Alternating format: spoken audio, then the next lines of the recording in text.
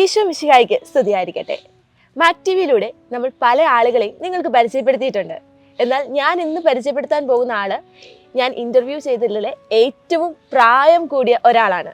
എന്നാൽ ആ കാരണം കൊണ്ടല്ല അമ്മയെ ഇന്ന് ഞാൻ ഇന്റർവ്യൂ എടുക്കാൻ പോകുന്നത്. നമ്മളെല്ലാവരും അറിഞ്ഞ ഒരു കാര്യമുണ്ട്.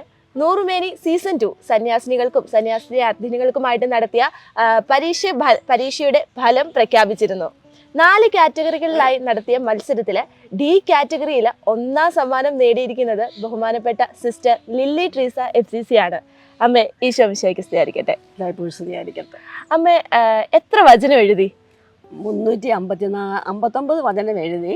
54 കറക്റ്റായിട്ട് കിട്ടിയിട്ടുണ്ട്. അമ്മയ്ക്ക് എത്ര വയസ്സുണ്ട്? 80 വയസ്സായി. 80 വയസ്സ്. 80 വയസ്സിലാണ് 354 വചനവും അതിന്റെ കൊട്ടേഷൻ ഉൾപ്പെടെയാണ് എഴുതിയത് എന്ന് കൂടി നമ്മൾ ഓർക്കണം. എങ്ങനെയായിരുന്നു ഇത്രയും വചനം പഠിച്ചത്? ഞാൻ പഠിച്ചത് വചനം പുസ്തകത്തിൽ ബൈബിളിൽ നിന്നാണ് വചനം പഠിച്ചത്. അതിനകത്തിട്ട് എഴുതി ഇട്ടു. പിന്നെ കടലാസിൽ ഈ കൊട്ടേഷൻ മറന്നു പോകാതിരിക്കാൻ വേണ്ടി, ഓർമ്മിക്കാൻ വേണ്ടി അതിൻ്റെ കൊട്ടേഷൻ എഴുതി, അതിൻ്റെ ആരംഭവും എഴുതി എൻ്റെ കയ്യിൽ ഇപ്പോഴും ഉണ്ടായിരിക്കും. നടക്കുമ്പോഴും വലിയ കുഴപ്പമൊന്നുമില്ലാത്ത സമയങ്ങളിൽ നോക്കാൻ വേണ്ടി അങ്ങനെ വായിച്ച് നന്നായിട്ട് തറവാക്കി വചനം പഠിച്ചു. അങ്ങനെ എഴുതാൻ സാധിച്ചത്. ശരിക്കും ഈ നൂറുമേനിക്ക് വേണ്ടി മത്സരിക്കണം, അല്ലെങ്കിൽ ഞാൻ മത്സരിക്കുമെന്ന് ഉറപ്പിച്ച് തീരുമാനിച്ച് മത്സരിച്ച ആളാണ്? അല്ലല്ല, ഞാൻ അങ്ങനെ ഒരു ചിന്ത എനിക്ക് ഉണ്ടായിട്ടേ ഇല്ല. പിന്നെങ്ങനെയാണ്? എഴുന്നൂറും വരെ ഉണ്ടായിട്ടില്ല. പിന്നെ വചനത്തോട് എനിക്കൊരു വലിയ ആഭിമുഖ്യമുണ്ട്. ഞാൻ നേരത്തെ മുതലേ പഠിക്കുമായിരുന്നു. 2000 റിട്ടയർ ചെയ്ത കാലം മുതൽ വചനം എനിക്ക് പഠിക്കണം. വേറെ ഇനിയും പ്രത്യേകിച്ച് ഒരുപാട് ജോലികളൊക്കെ ഉണ്ടെങ്കിലും ഇനി ഇതൊക്കെയല്ലേ ഒരു ജീവിതത്തിൽ ഉള്ളൂ എന്ന് വിചാരിച്ചുകൊണ്ട് തന്നെയാണ് വചനത്തിന് കൂടുതൽ താല്പര്യം ഉണ്ടായതും അത് പഠിക്കാൻ തുടങ്ങിയതും അങ്ങനെ മനഃപ്പാഠമാക്കിയതും. അന്നേരം തന്നെ യെശയ്യാ, ജെറമ്യ, സങ്കീർത്തനങ്ങൾ, ലേഖനങ്ങൾ, ഇത്രയൊക്കെ മിക്കവാറും ഞാൻ വചനം ധാരാളം പഠിച്ചിട്ടുണ്ട്. അത് എനിക്കൊരു വലിയ ഹരമായിരുന്നു അത് പഠിക്കാൻ വേണ്ടി. വചനം പഠിക്കുന്ന ഒരു ഹരമായിരുന്നു. അങ്ങനെ വഴിയിൽ പോകണം, ബസ്സിലൊക്കെ പോകുമ്പോഴും എല്ലാം ഞാൻ എൻ്റെ പോക്കറ്റിലൊരു വചന തുണ്ട് കാണും. അങ്ങനെയാണ് അത് പഠിച്ചത്. ഇങ്ങനെ കയ്യിൽ ഇങ്ങനെ ആരും കാണത്തില്ല. ഒരു പ്രാവശ്യം മാത്രം ഒരു സ്ത്രീ ചോദിച്ചു, എന്നാ സിസ്റ്റർ അതിനകത്തൊന്ന് ചോദിച്ചു. അപ്പം ഞാൻ പറഞ്ഞു വചനമാണെന്ന് പറഞ്ഞു. അപ്പം വചനം കൊടുക്കാൻ പറ്റി.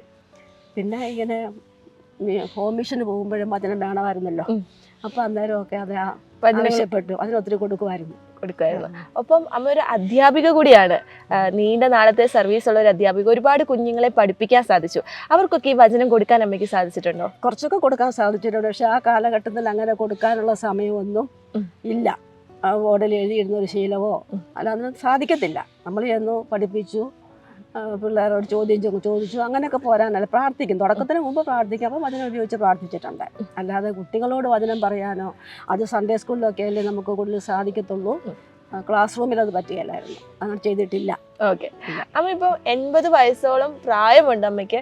അമ്മ എങ്ങനെയാണ് ഈ ഒരു ഓർത്തിരിക്കുക, ഇത്രയും വചനങ്ങൾ പഠിക്കുക, അപ്പോൾ അത് ഓർത്തിരിക്കുക എന്ന് പറയുന്നതും വലിയൊരു കാര്യമാണ്. അപ്പോൾ അതിനുവേണ്ടി അമ്മയ്ക്ക് എന്തെങ്കിലുമൊക്കെ ടിപ്പുകൾ ഉണ്ടായിരുന്നു? ചെറിയ ചെറിയ ടിപ്സ്? അല്ല, എനിക്കത് തന്നെ അത് തോന്നുന്നത് അതൊരു ദൈവത്തിൻ്റെ കൃപയായിട്ടാണ്. കാരണം എനിക്കങ്ങനെ ഓർമ്മശക്തി ഒന്നും ഒരുപാടുള്ള വ്യക്തിയായിട്ട് ഞാൻ കണക്കാക്കുന്നില്ല. അപ്പം എന്തോ ഒരു ദൈവത്തിൻ്റെ കൃപയാണ്. അല്ലെങ്കിൽ ഇതൊക്കെ മറന്നു പോകാം.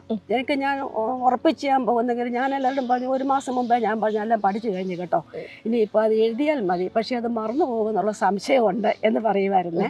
പക്ഷേ എന്നാലും അങ്ങനെ മറന്നു പോകാതെ അടുക്കൽ എനിക്ക് കിട്ടിയായിരുന്നു.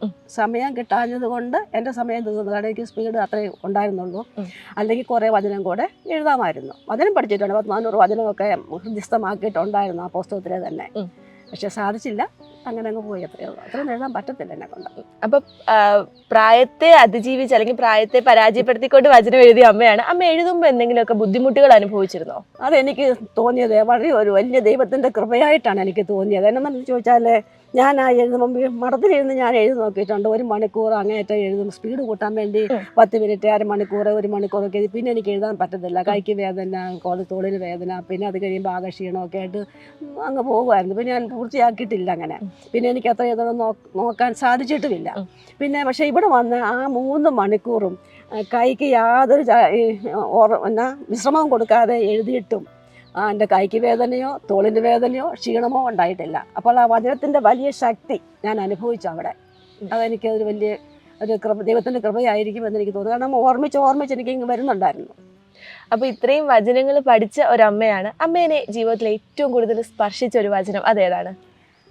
വചനം അഗ്നി പോലെയും പാറയെ ഗൂഢം പോലെയും അല്ലേ എന്ന് ജെറമ്യാ പ്രവാചകൻ ചോദിക്കുന്നു.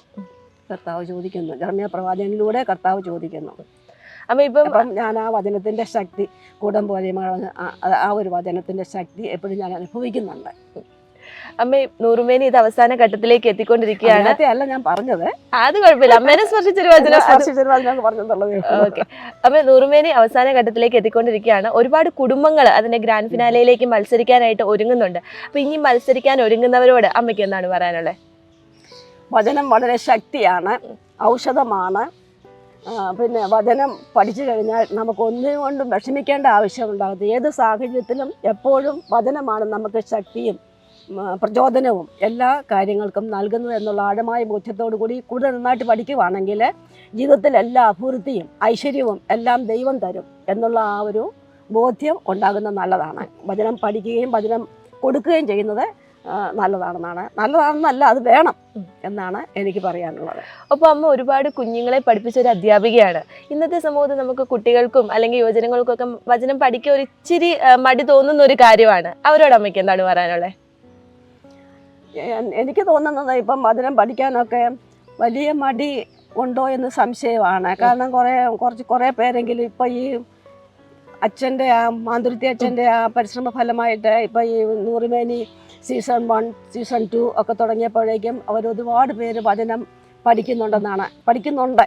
അതിൻ്റെ ഫലങ്ങൾ നമ്മൾ കണ്ടുകൊണ്ടാണ് ഇരിക്കുന്നത്. കൂടുതൽ തീഷ്ണതയോടെ വിശ്വാസത്തിൽ ആഴപ്പെടാനും കൂടുതൽ ലിറ്റർജിപരമായിട്ടും കുദാശപരമായിട്ടും ഒക്കെ ദൈവത്തോട് അടുക്കാനായിട്ടും ഒക്കെ കൂടുതൽ ആഗ്രഹം ജനങ്ങൾക്കുണ്ട് എന്നാണ് എനിക്ക് തോന്നുന്നത്.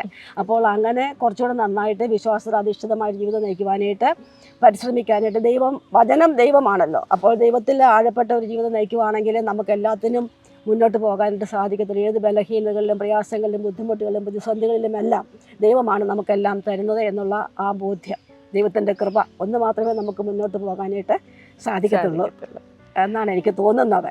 തോന്നുന്നതല്ല, അങ്ങനെയാണ്. പ്രായത്തെയൊക്കെ പരാജയപ്പെടുത്തി തൻ്റെ 80-ാം വയസ്സിൽ 354 വചനങ്ങൾ എഴുതി നൂറുമേനിയിൽ ഇങ്ങനെ തിളങ്ങി നിൽക്കുകയാണ് ബഹുമാനപ്പെട്ട ലില്ലി ട്രീസ അമ്മ. അമ്മയുടെ ഈ വലിയ നേട്ടത്തിന് ചങ്ങനാശ്ശേരി അതിരൂപത കുടുംബത്തിൻ്റെ എല്ലാവിധ അഭിനന്ദനങ്ങളും ഒത്തിരി സ്നേഹത്തോടെ അറിയിക്കുകയാണ്. ഒപ്പം ഇത്രയും സമയം ഞങ്ങളോടൊപ്പമായിരുന്നു. നമുക്ക് ഒരുപാട് കാര്യങ്ങൾ അമ്മ പറഞ്ഞു തന്നു. ആ ഒരു വചനത്തിൻ്റെ ശക്തിയും ആ വചനം നമ്മുടെ ജീവിതത്തെ എത്രമാത്രം സ്വാധീനിക്കുന്നുണ്ട് എന്നൊക്കെ അമ്മ നമുക്ക് പറഞ്ഞു തന്നു. അമ്മയുടെ വിലപ്പെട്ട സമയത്തിന് നന്ദി. Thank you.